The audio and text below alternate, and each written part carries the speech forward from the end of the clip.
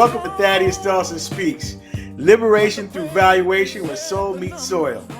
Today's episode, we'll be talking about a recent article that was written in Biz Now by Miss Sasha Jones, where I actually did some contributing to the article. I'd done it so many months ago, I actually had forgot about it. And also in the article were quoted some other real estate professionals in the industry. One that I highly respect, Mr. George Dell, the godfather of data science, and who I rely on quite a bit for information and sourcing as far as data science, evidence-based information. I believe John Russell was also in the article. He was the former executive director of the ASA, and he's doing an independent thing now, and he's pretty active in the business. And there were a couple of other folks. So basically, I'm going to talk about what I thought the article said, and plus I wrote an additional op-ed regarding the article, some things that didn't get in that I'd actually like to say that I see in the profession.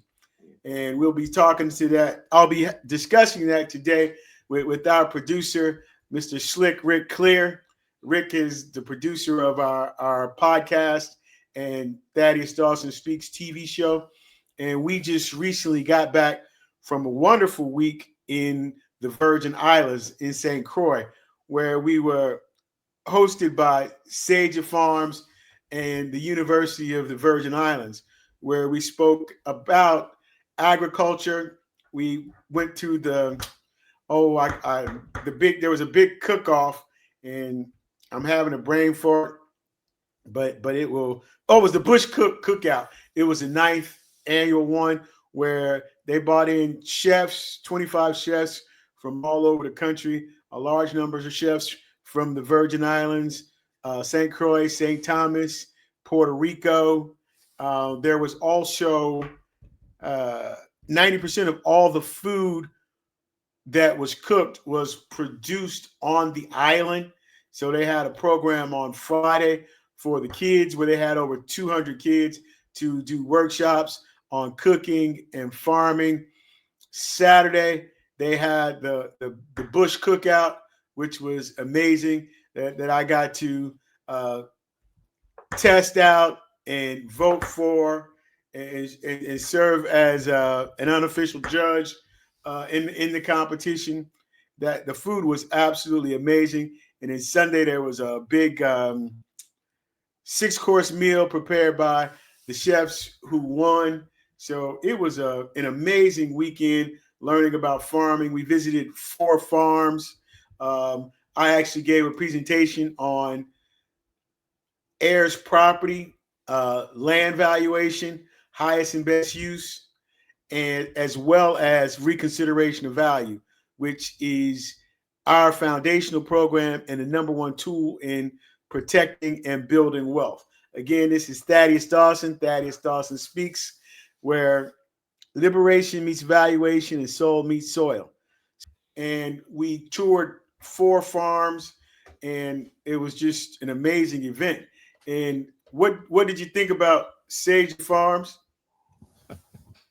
Well, it was absolutely wonderful. Now, let me tell you, if anybody has not been to St. Croix, I suppose everybody's been there but me before, but the Virgin Islands they're absolutely wonderful. St. Croix is just a fabulous place, and the beaches were wonderful outside the hotel. And the things that you were there to do, talking to the farmers in that area, was extraordinary. And everything that you talk about fits right into the needs that they have. And but it was so hot and so humid.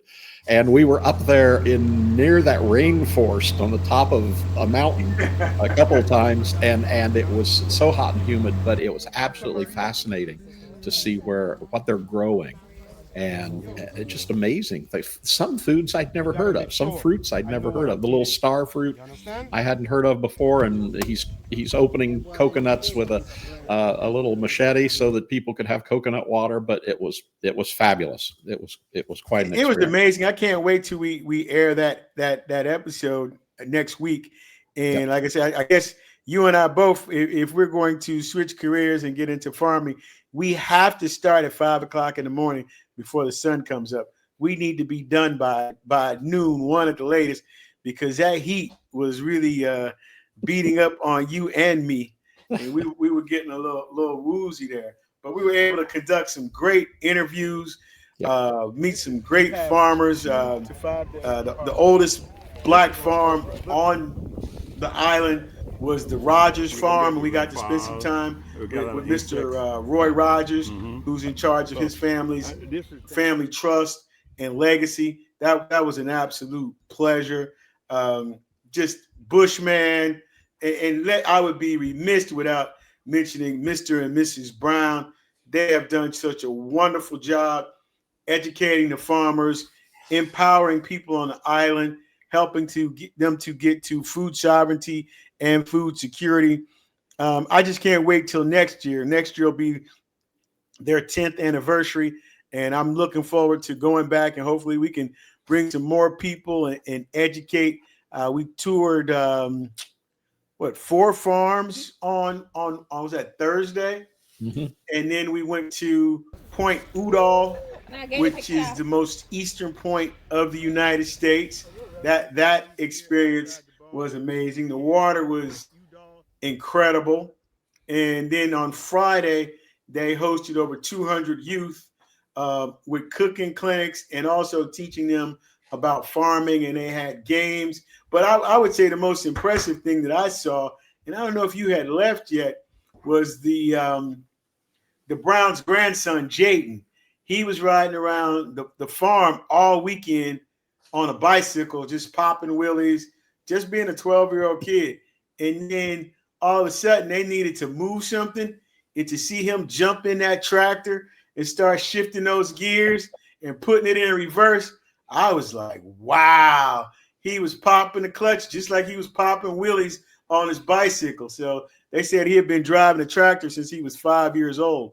So I think if we get our youth started early, there's such a great opportunity in farming. And I don't care what profession you're in, you need food. And as high as food prices are today, that's what we are advocating for, farming and appraising. Those are the 2 least diverse careers in the United States, but they're the 2 most responsible for wealth building and food sovereignty. But it's hard to concentrate on wealth building when your belly is touching your back. So we have an opportunity to be able to impact both of them. And I'm just thankful and grateful that I've been given this assignment, and we were able to present at the University of the Virgin Islands. And we were also able to visit the farms and talk about heirs property, legacy, reconsideration of value, market analysis, modernizing farming and appraising. So, and I think when people see the program next week that we put together from the visit you had, is that these are small farmers. These are very small farmers growing the types of things that are the specialties we see in the stores here, and yet that's their niche, that's their market. But it's not like 500 acres of soybeans or corn that we're used to seeing here. These are very special things that they're growing in very special ways. Well, those are the things that are going to be most impactful for people's survival today, because like you said, it doesn't take a lot of space in order to farm to have a great impact on not only your family, but on the communities that we live in. And so in a lot of these places, there are actually food deserts, and there's an opportunity for people to make money and feed themselves and improve the quality of their health with fresh farm-to-table food. Yep. And I learned something that probably you did too. I was at the grocery yesterday, and I passed some fresh okra in the grocery store. I didn't know how okra grew. Tell us about that. You actually ate some there. Yeah. So, and a lot of people, those are in the pictures. Okra actually is a plant. It's a flower. So when it comes up, it's an actual flower with a bloom on it. And once you see the flower and the bloom, you have 2 to 3 days to harvest it. if you don't harvest it within 3 to 4 days, the okra is no good. It becomes too big and too hard. And they said that you can actually watch it grow overnight. I found that to be amazing. And I ate a piece of it off of the right off of the stove, the vine there, and that it blooms as a flower. So growing up in the city, there's so much that we don't know about nature and farming. I think everybody needs to know what source their food comes from. And Yep. one of And the things next year, you and I will take a video camera and a light, and we will set at the farm in front of an okra plant all night long, and we'll do a time-lapse video of watching that okra grow overnight. yeah, Rick, I'm not so sure about that one right there. But you go right ahead with the video, and and video, you're the videographer. That's really not my department. I'm just the talent. That's a surprise. People who watch your program will probably wonder who this guy is doing this, but usually I'm behind the camera for everything you do. So this is a new experience for me. Well, we could not do this without your help and support and the Atlanta Video Network. So I'm glad that we were able to link and do the great work that we have been able to do. We were also joined in St. Croix by our chief operating officer, Miss Anita Perez, who makes sure that all the productions and slides and everything else is in place. So without the two of you, I probably wouldn't be anywhere. So I'm very thankful and grateful to have you two on the team. And not only are we doing good work that I'm very proud of, we're having a good time doing it. Yep. It's a lot of fun when you're doing good things and can accomplish things. And it's amazing. I guess the reason I got involved with all of this is because I see the kind of things you're doing, things that I knew nothing about, appraisals, property value. One time I had my house appraised when I was going to get a little mortgage. But now I'm learning how this whole thing works. And of course, I moved to Atlanta here. And if I tell you one story about moving to Atlanta that I've never told you, I live right on the corner of Irwin Street in Atlanta, which was an older street with lots of little homes on it. And when I first moved here, the homes, a lot of them had been remodeled, flipped. And a realtor told me that 10 years before that, 20 years ago, you could have bought the whole street for $1 million.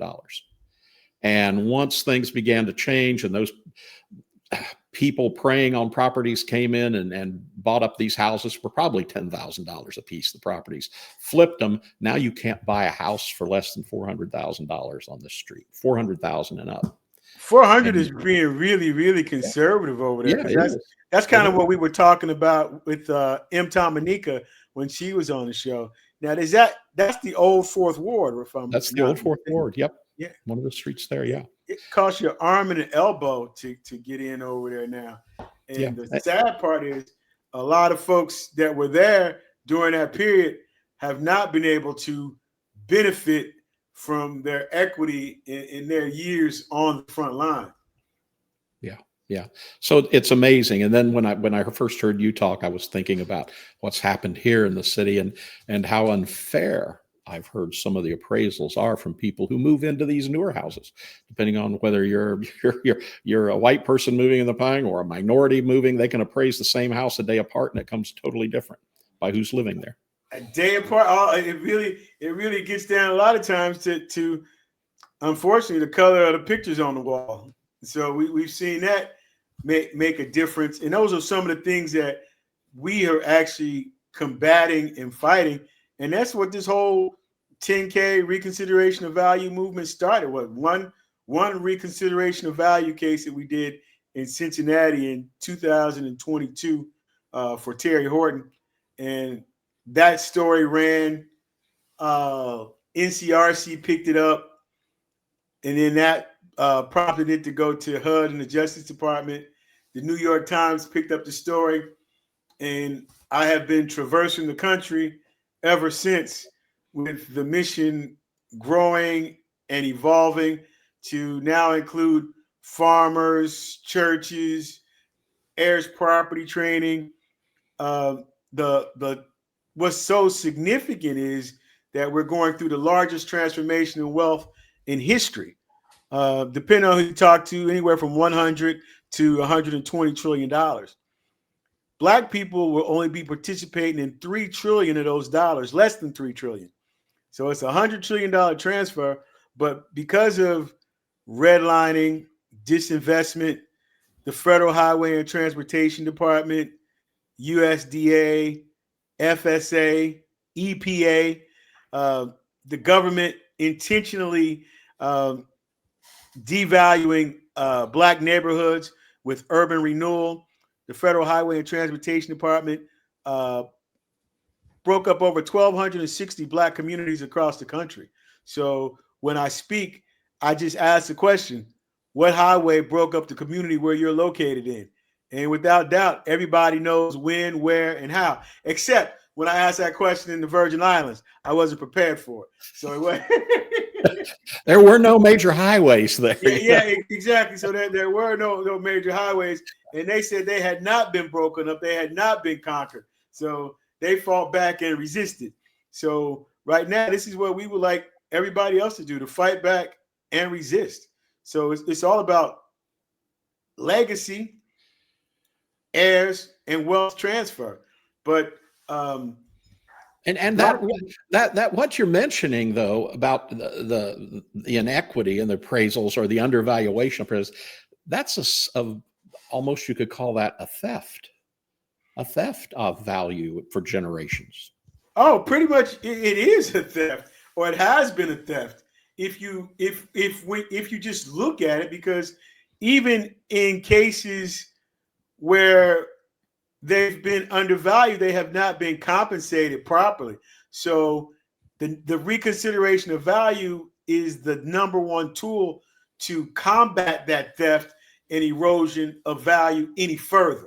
And what it does is it allows the accused part, it allows people to be heard first and foremost. And then it's also fair to the appraiser, and it doesn't accuse them of racism or bias or anything else. It just asks for them to have to be able to explain their work in an objective manner. However, the issue is the burden of proof is put back on the consumer. That's the whole ball of wax that we've been fighting and combating and trying to get included, to have a more rigorous, updated, consistent valuation policy. And because it's been inconsistent, it doesn't really have any teeth, and it varies from lender to lender. Now, I've heard you mention before, though, that this, the article in Biz Now is very good, and it talks about a lot of what's happening. There are not enough appraisers today. There are not enough minority appraisers. There are the appraisers who do exist today are getting older. That's a crisis in itself, isn't it? Yeah, well, it's been a very nepotistic, closed type of business, and so over 80% of all, I think the statistics changed even more so with the Biz Now article, where I believe they talked about at least 80% of all appraisers are over 60 years old. And then if you look at over 95% of all appraisers are white, and less than 1% are Black. So to be able to have inclusion and representation in the space really does matter. But also the appraisal process has changed and evolved. And so that makes for an opportunity to have more up-to-date, better valuations, which, again, if you start looking at the logarithms, Black people still lose regardless of what's going on. So you have to have somebody in there to be able to articulate the argument objectively from an appraisal standpoint. And a lot of times it's just really managing the expectation and making sure that you have public trust, because every appraisal is not wrong.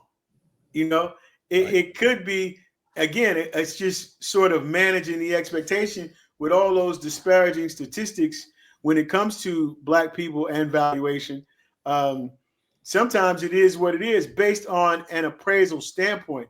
Recently, there's been a lot of a couple articles that came out attacking the VA and talking about the VA overriding appraisals. Well, that's exactly what should happen. The VA has the best appraisal business, period. And it has the best residential mortgage lending business as well, because the VA is concerned about protecting the veteran first and foremost. And then secondly, it protects the appraiser. And none of the other agencies protect the consumer or protect the appraiser. Okay, so let me ask you a question here real quick, though. Speaking of the Veterans Administration, how they handle it, and it seems to be good.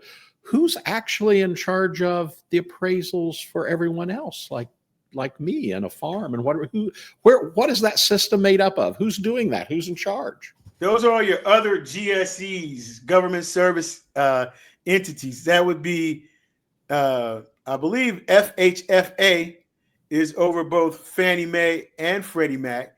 So they do the majority of the lending or selling of the loans packaged on the secondary market to the various lenders. So they're all packaging and being bundled, but at the same time, they dictate the rules of valuation. So they've been very influential in everything impacting valuation. Now, here's where I get too far down in the weeds and lose people. So we're going to try to keep it until I get a little bit too technical. And we want everybody to stay with us and follow along. But that is who covers it. FHA, HUD, and those are one and the same. But the FHFA is over both Fannie Mae and Freddie Mac. And that's where most of the lenders package and sell their loans on the secondary market. So because they're buying those loans, the portfolios have to meet their loan requirements and testing. They also dictate the appraisal requirements. So they've recently come out with appraisal waivers. And what the appraisal waivers do is, if you live in the right zip code and you have the right credit score, well, now you don't have to get an appraisal. So that is what's happening, impacting the valuation process, because now you just say you buy it at $100,000. Well, you never got it appraised to begin with. So is it really worth $100,000? So when you go to try to refinance and pull some cash out and you get an appraisal that's lower than that $100,000 that you paid, is that your fault or the appraiser's fault?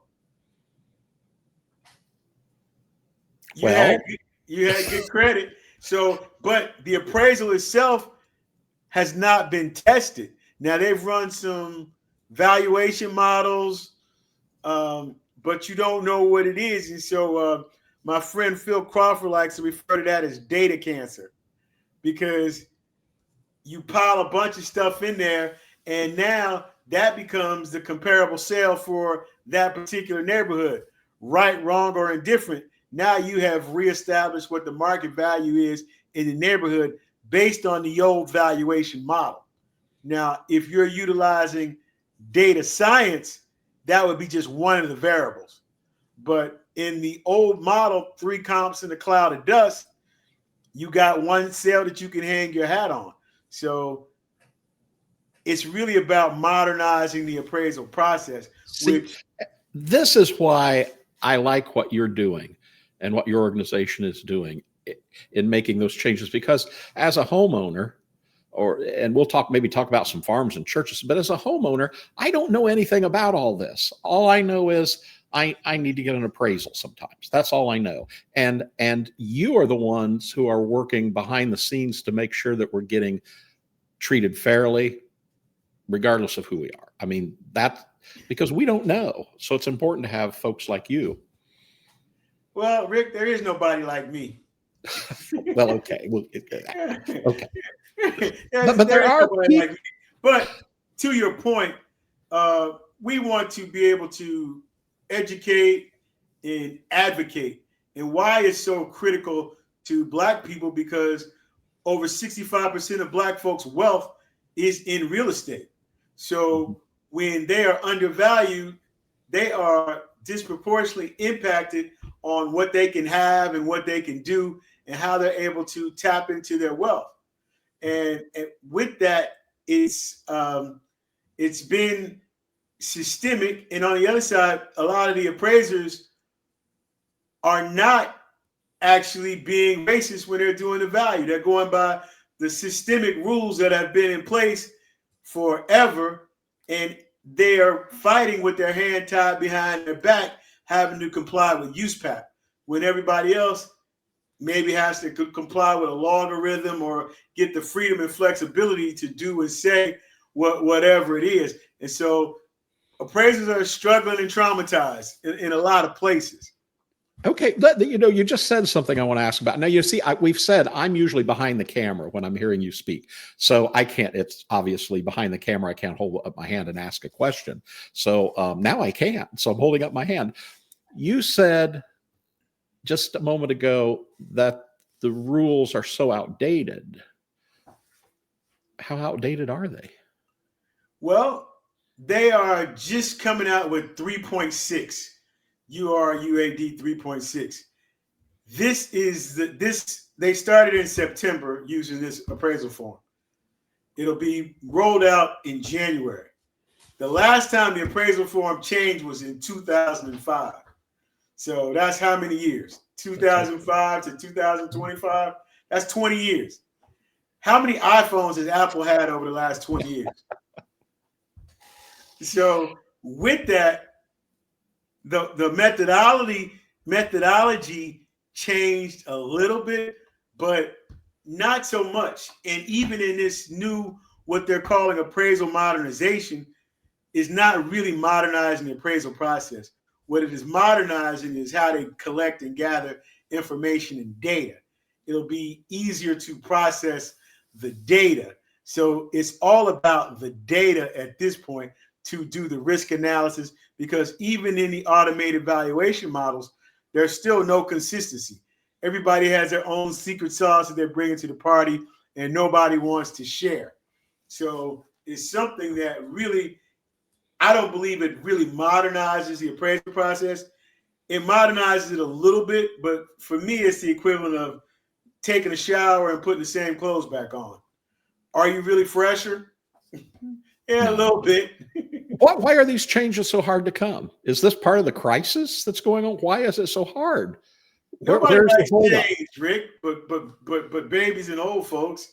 So again, with those numbers in the demographics of the profession, and over 80% being over 60 years old, well, you used to being able to pontificate from a very privileged, unchallenged standpoint.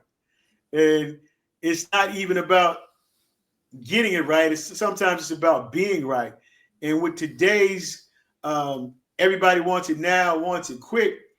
The process, you can evolve the process utilizing data science, evidence-based, data-driven analysis. I mean, in the recent FHFA study that was done last year in November, it said only 10% of all appraisals can use market conditions adjustments. Well, if only 10% use them, that means 90% didn't use them. So now you got an industry that has 90% of its appraisals that are inaccurate. Just on that alone, if you just start with that in there, just look at that data. And that wasn't random. They took over 900,000 actual appraisals and over 4 million comparable sales. So again, the data is there.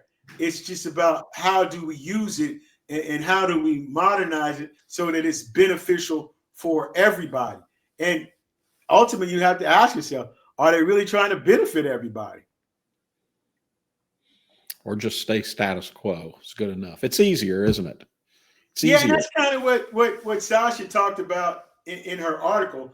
One of the things that I've seen is just the industry is in this position because they've held on so tight and kept it so close so nobody could get in that now it's a workforce development issue.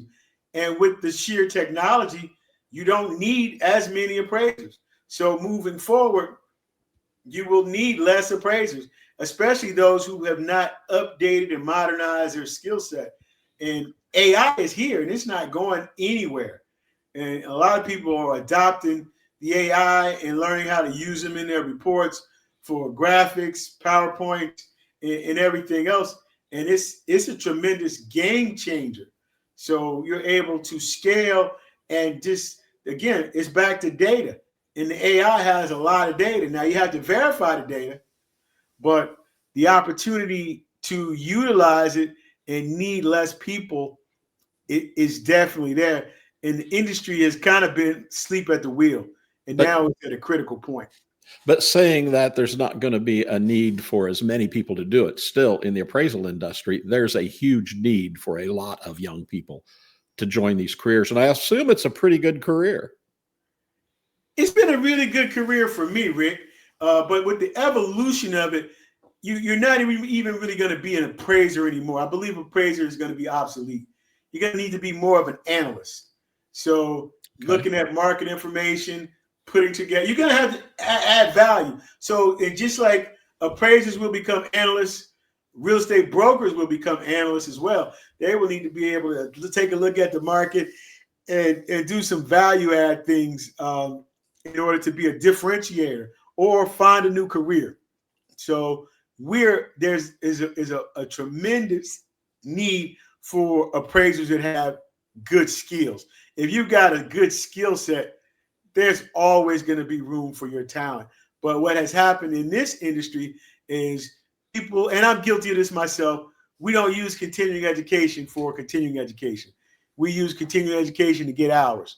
I'm always just the last minute who's offering a class that I can point and click through the fastest to keep my license renewed. So until the industry takes a long, good, hard look at itself as far as continuing education, it's going to continue to find itself in this position. And then again, you got folks in this industry that refuse to get out of the way. And I'm just amazed at all the celebrations that I see. Everybody's patting themselves on the back, talking about a good job. And it's just, it's frustrating to me because I'm like, what are we celebrating here? And when you ask the hard questions, nobody's asking the hard questions. And definitely nobody's getting the answer. And if they are, they're really not being honest. So you got a few people in position controlling an industry that's been locked up and that's extremely critical for the global supply chain on all fronts. Yeah. Move aside. So a lot of times people, and I'm older, so I can say this, that a lot of times older people are so thinking about their legacy. Oh, I'm building my legacy. No, those young people that you bring in will build your legacy for you. Yeah, so you can't be successful without successors. And if your tree is not bearing fruit, then I'm sorry, but you're not successful. I don't know what we're celebrating. If we look at the Appraisal Foundation, it's a 35-year experiment, and the appraisal industry has definitely gone down. Now there is some new leadership, so hopefully they will be able to make an impact. But if you look at all the other appraisal organizations, there's a couple in particular that I'm always raging at, that they are not really making a difference, and they have closed it off to everybody. One group in particular, they just celebrated somebody's 20 years of service as the executive director. Well, I mean, he's closing in on being an octogenarian, but we're celebrating. The only thing we should be celebrating is his retirement. And so people are refusing to move and get out of the way. And these organizations, how long do you need to be at the table before young folks are able to come in and get an opportunity? But like I'm teaching our students, just keep honing your skill set, learning Python, learning R. These folks don't have no choice but to go. They on one leg now as it stands. So if you get your skill set, when the opportunity comes, just be prepared to take advantage of the opportunity. And the opportunity is never going to be an opportunity unless you're in a position to take advantage of it. One of my favorite cases is Shedeur Sanders. You got the whole industry, NFL, trying to lock out a 22-year-old. and he's got the #1 selling jersey and hasn't thrown it down in the game and keeps overcoming all of the obstacles. His team is refusing to put him in at their own detriment because somebody doesn't like what he says, and he hasn't said anything. He's done everything right. They got an organization of 50 to 80-year-olds challenging a 25-year-old and expect him to be perfect with no room to grow. Yeah. And I kind of see a lot of similarities between that and the appraisal industry. Yeah. And, just a minute ago, you mentioned your students. And I think one of the very first trips I was able to make with you was to Washington, D.C., the Department of Labor, where you were awarded the very first internship program. An undersecretary was there to sign the thing. There was a signing ceremony, and you had quite a big deal about that. But that's quite an accomplishment to have that. As the undersecretary said that day when he did the signing, said this just doesn't happen out of thin air. You don't just apply for it. You actually put in a lot of work to this internship program, and you did that, and you made that happen. So yeah, so you do have students. Yeah, but we're still trying to get that to where it needs to be, and with the proper funding and the changes. The industry is not really accepting of change. Definitely not accepting of me. But again, lucky for me, I feel like I got enough friends. So if I don't make any more, that's okay. But I'm not working toward a seat at the table. My goal is to make a table. I didn't come to conform. I'm here to transform and create an opportunity for those that are coming behind me. So that's my assignment, and that's what I'm committed to. And we'll keep knocking on the door until we get there. And so there's one person that is a great example, and I'm going to give her a shout out. That would be Melissa Bond. She had the first practicum program, one of the first practicum program in the country, out of Mississippi. And I was able to meet her in Savannah a couple of years ago at an Aero conference.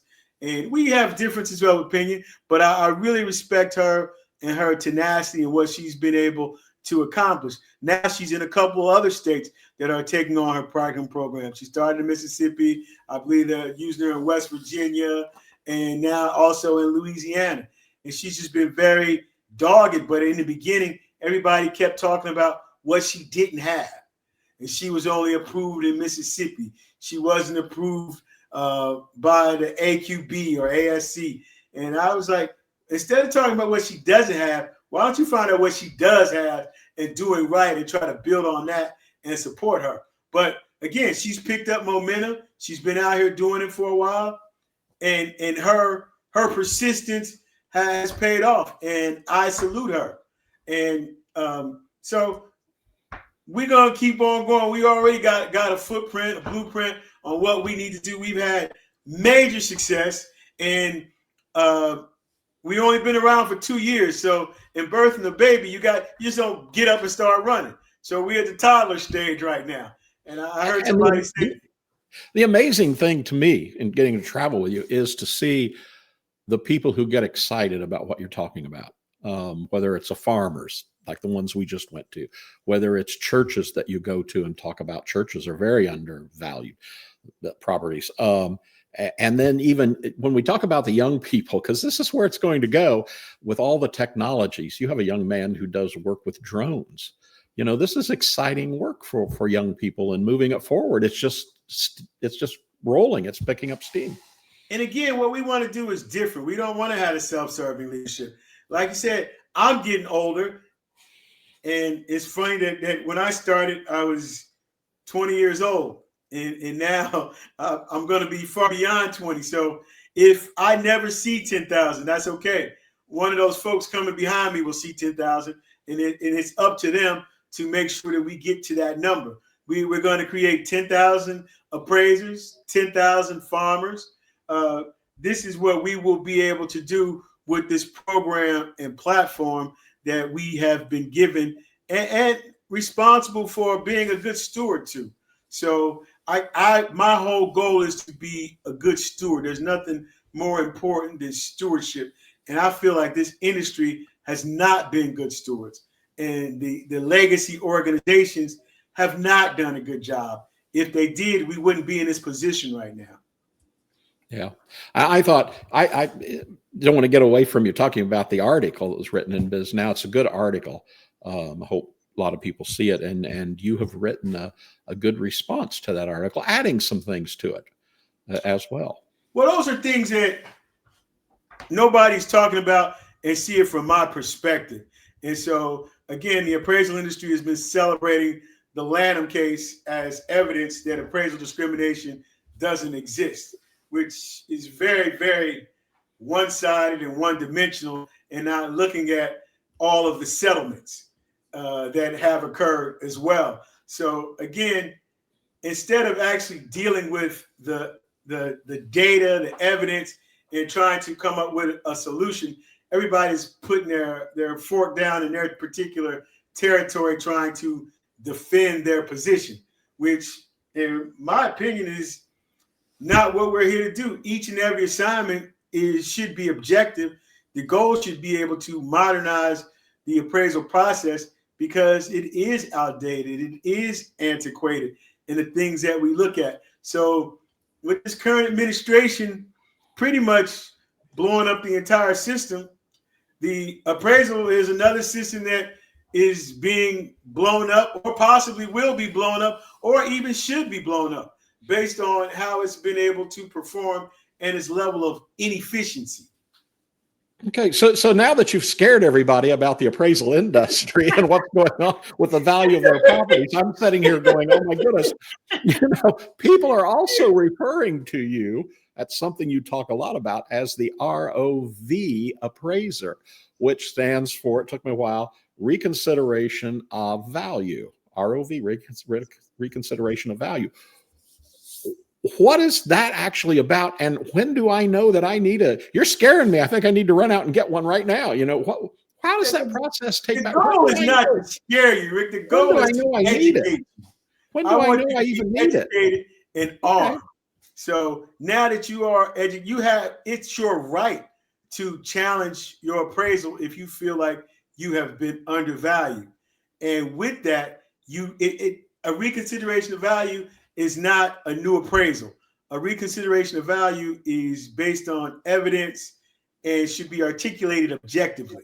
So maybe there's no such thing as a perfect appraisal, of course, unless I do it. But appraisers miss information all the time, or there's been updates. Square footage can be off. Room count can be off. An appraisal could miss significant upgrades. So you have material impact and you have non-material impact in mistakes that are being made. Some impact value. Some things people say, I just put a new roof on my house and I paid $10,000. Well, does the roof contribute $10,000 worth of value to your house? Not necessarily, but don't have a roof on there, you'll definitely lose $10,000 in value. So the biggest thing about improvements is, are they contributing to value? If so, how much? Because you have value in use versus value in exchange. So if you spend $1, you may not get $1 back in value. You may get 50 cents back in value recognized by the market, but the other 50 cents you're going to get because your family is able to enjoy it. So these are things where a house is a very emotional decision. And Black people have been historically undervalued. So there is a level of distrust on the onset. So for them to ask for a reconsideration of value, they shouldn't be dismissed. In over half of the cases, that's what happened. They were just dismissed and ignored in the process. And that's one of the things that the VA does not do. Again, their goal is to protect the veteran. So if you have a reconsideration of value, if it's a refinance, you're able to provide them with information. If the sales price, if the appraisal is coming in less than the sales price, you have what they call tidewater, where you have 48 hours to provide additional comparable sales. Then ultimately, even if you still disagree with the value, the VA then has the ability to override that value and increase it, which again, they have several automated valuation tools Vero scores. Again, trying to be as fair and judicious to the veteran as possible. That could happen with the private sector as well. So again, it's an opportunity to modernize the process if you're basing it on value. So that's what's so, and we get back to value in the valuation process. Okay, so where does somebody look if they have an appraisal and they think they need a reconsideration? What are they looking at to even know that? What do you do? Go to Zillow and look at the other houses in your neighborhood and suddenly So think you can go again. That's why the burden of proof being put back on the consumer is somewhat unfair. I think it should be an independent process because you're asking somebody to verify, or you're asking the rat to be in charge of the cheese that he already created. So that's what we specialize in. That's what we were created out of. 10kba.com is our website. So we've been doing reconsideration of value for people all across the country with amazing results.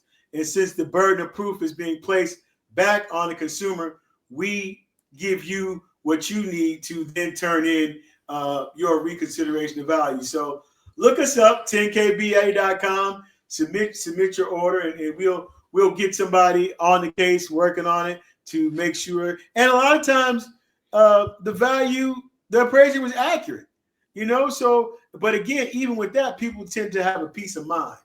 Right. So. Right. And that goes for individual property owners or churches or farms or whatever. We've done it for everybody across the board. If you've got real estate, that is what we do. And we're also in the process of rebuilding the network to be able to give out referrals in those areas for trusted providers in our network. So people trust us to be able to tell the truth and represent them. And that's something that we've earned and we don't take lightly. Okay, very good. What do you think about it? You've traveled the country with me. You've seen people's reactions. So when I don't get the reactions that I'm looking for in Washington, D.C., I'm fueled by the people on the ground. That you tell me what you think about what the people say.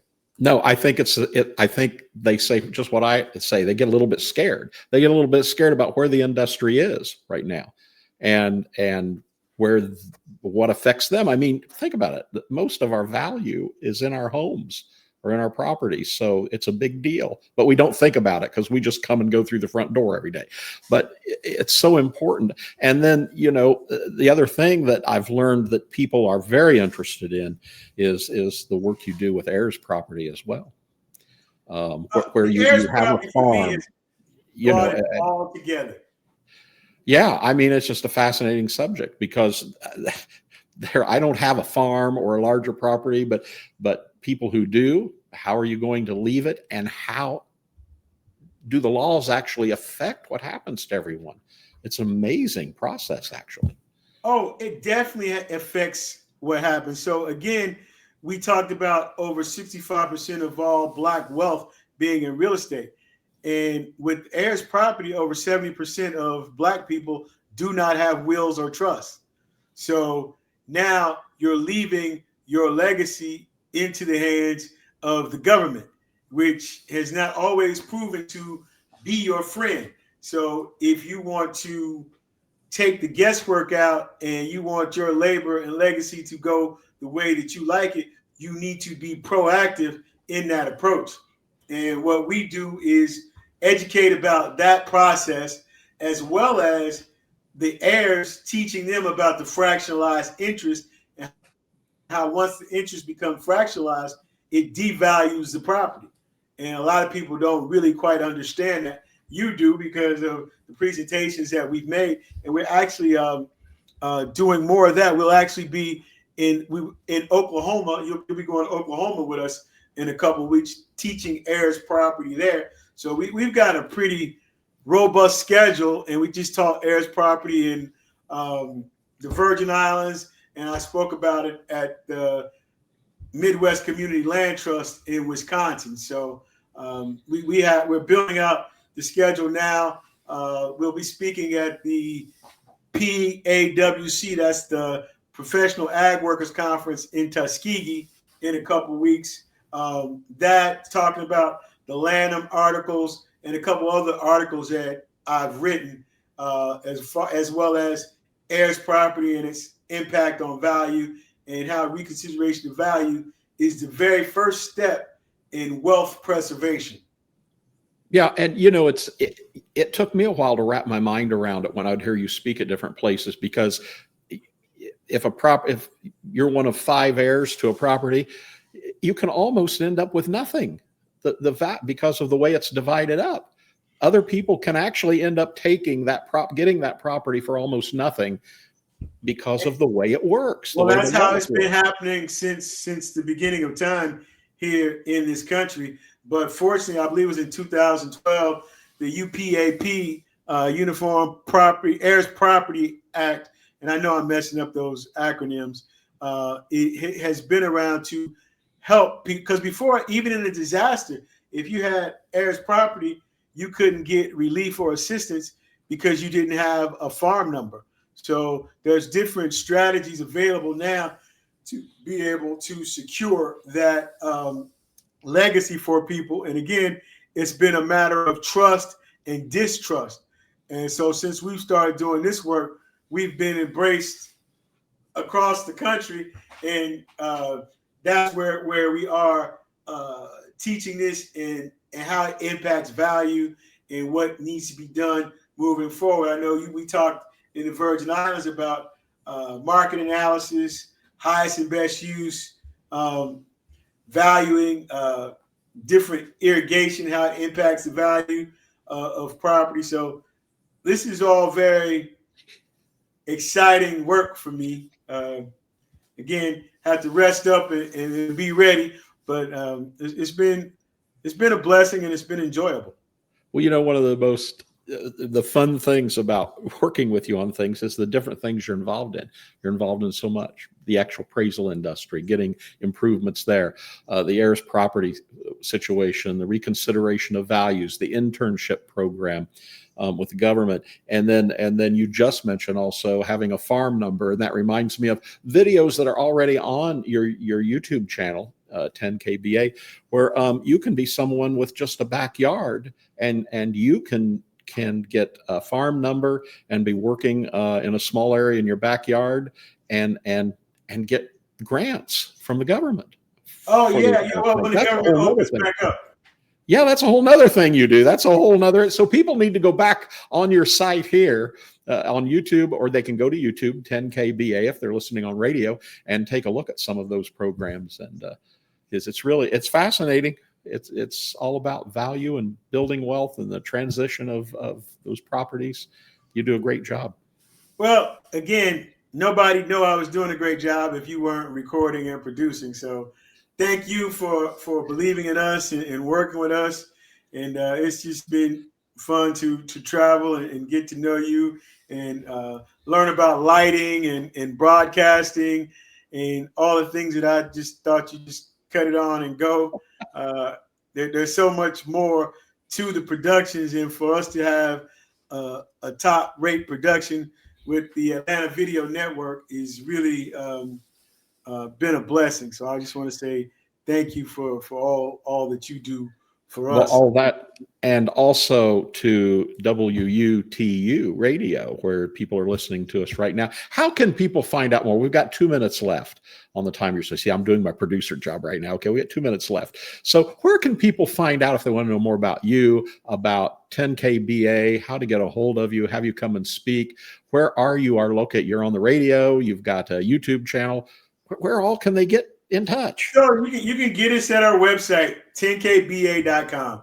That's 10 K as in kick, B as in boy, A as in apple.com. And that'll guide you everywhere you need to go. Thaddaus Dawson speaks on WUTU every Monday from 5 to 6 p.m. And then you can get to us on YouTube any time of the day. We're always available. Our phone number is on the website as well. And just come to 10kba.com. Bring our Outside the Barn series.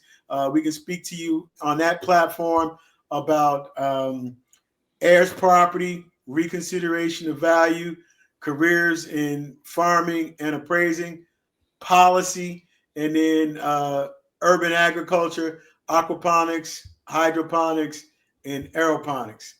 So, is there anything else? Can you think of anything else? No, I can think of a lot of stuff in this little brain of mine, but we're trying to keep it all lined up and moving down the road. And I can't believe we're in October, headed to November, and to be able to close out this year. Yep. And I can't believe you're your producer that you have 30 seconds left in this show. So there you go. Do your last 30 seconds. Oh, man. So like, subscribe, share. Thank you for joining us at Thaddaus Dawson Speaks and the 10K BA podcast. Bring our Outside the Barn series to you. We'll come talk to your family reunions about heirs, property, and legacy, and what you all need to do to secure your legacy. And thanks for joining us. It's been very, very exciting and an ultimate opportunity. And again, I'm extremely grateful and blessed to be able to do this work. Thank you. Keep the story true. Land worth more than